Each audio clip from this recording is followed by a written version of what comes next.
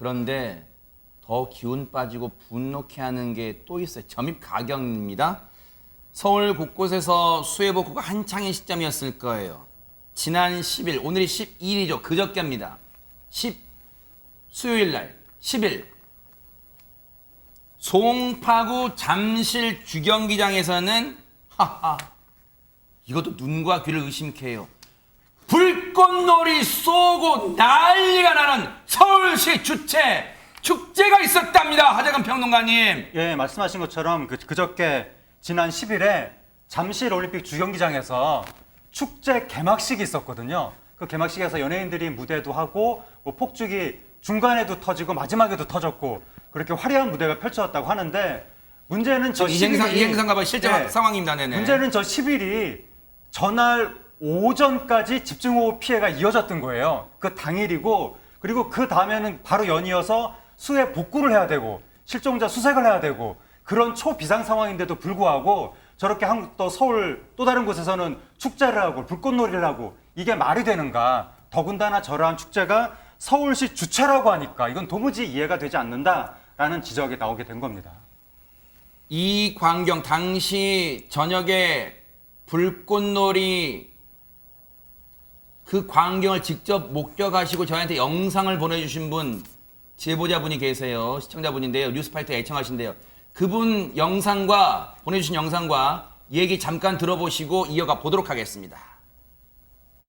비가 그쳤는데 천둥 번개가 치는 것 같아서 창문을 열어봤더니 잠실 쪽에서 폭죽놀이를 하는 것 같아서 좀 소리에 깜짝 놀랐어요. 저희가 제작진이 방송 전에 저거 영상 들어봤는데요. 진짜 쿵쿵쿵쿵 진짜 천둥 번개 치는 것으로 착각할 만한 정도로 소리가 들렸습니다. 멀리서도 찍었는데 그렇게 들렸습니다. 이 소식 듣고 폭우 피해 입으신 서울 시민들, 물론 당시에 서울, 경기, 강원, 인천까지 다 중부권이 정말 침수피해를 당했습니다만 서울 주민들 얼마나 화가 났을까요?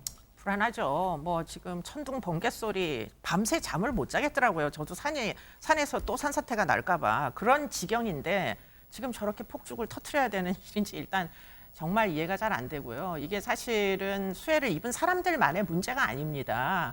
결국은 이 공동체 속에서 이 사람들의 고통에 공감하는 모든 사람들이 지금 너무 걱정을 하고 있는 거예요. 우리가 과연 경제도 어렵고 뭐 여러 가지로 생계가 어려운 이런 사람들이 점점 늘어나서 대한민국의 미래를 걱정하는 사람들의 숫자가 점점 늘어나는데 지금 천재지변까지 일어난 거잖아요. 그러면 우리가 도대체 무슨 마음가짐으로 신발끈을 다시 묶어야 되는지 이런 부분에 대해서 정말 좀 정치인들도 높으신 양반들도 좀 공감 좀 해주세요. 하는 게 보통 사람들 마음이에요. 우리가 뭐 대단한 걸 원하는 게 아닙니다. 그냥 고통을 공감해 주십시오. 이렇게 얘기를 하는 거예요. 그렇기 때문에 지금이라도 늦지 않았습니다. 아까도 누군가 말씀을 하셨는데 수해가 완전히 복구될 때까지 틀림없이 노력을 하겠다고 말씀하셨으니까 우리가 삶이 다시 회복될 때까지 정치인들은 여야를 가리지 말고 제발 현장에 쫓아 나오셔서 흙 한 삽이라도 좀 퍼주시는 이런 모습을 우리에게 진정성 있게 보여주세요. 요거 하나 읽어드릴게요. 언론 인터뷰 이제 나온 기사에 나온 강남구 주민분 얘기입니다.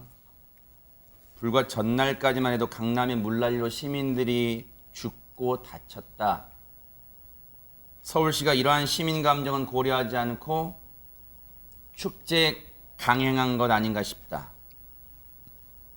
뭐 이런 느낌 한두 분은 아닐 겁니다. 그런데 여기에 대해서 서울시 입장을 읽어드릴게요. 서울시도 분위기나 상황이 상당히 안 좋다는 것 알고 있었다. 다만 취소하기 어려운 사정이 있었다. 100번 양보해서요.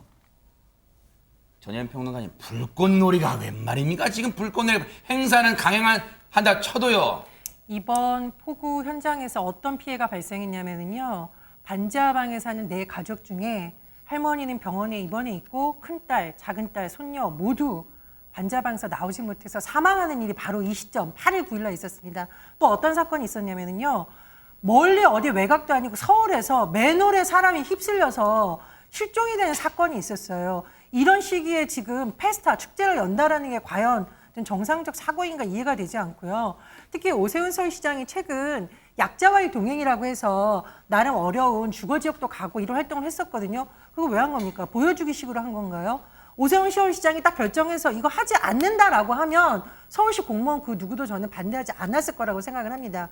그래서 오세훈 서울시장도 지금 같은 위기 시기야말로 본인이 어떤 역할을 서울 시민들에게 보여줘야 되는지 정말 쓴소리를 듣고 다시 한번 정말 교수님 말씀하신 대로 그동안 오만한 건 아니었는지 어떤 점을 국민이 바라고 있는지 돌아봤으면 합니다.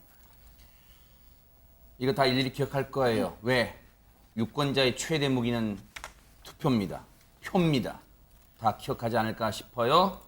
똑똑히 지켜보도록 하겠습니다.